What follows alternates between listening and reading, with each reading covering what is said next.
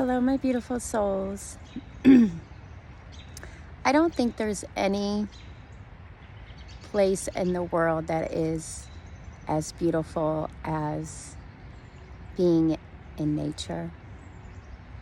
Not only does it hold so much beauty, but it can teach us so much. You know, the seasons, it can teach us seasons of life, how, winter, everything is kind of dead, and then spring comes and everything starts blooming. The water, how it teaches us to flow through all the changes and to just allow life to take us where we're supposed to go. The signs of animals.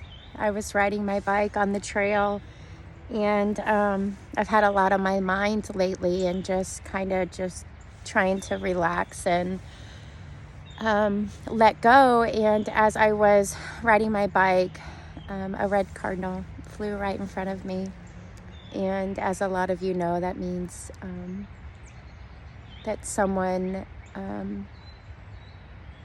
that has passed away is with you, that you're not alone.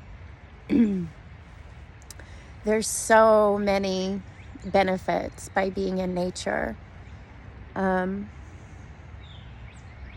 So if you're feeling alone, or you're feeling defeated, or you just want a dose of happiness, I suggest you take a walk in the forest today.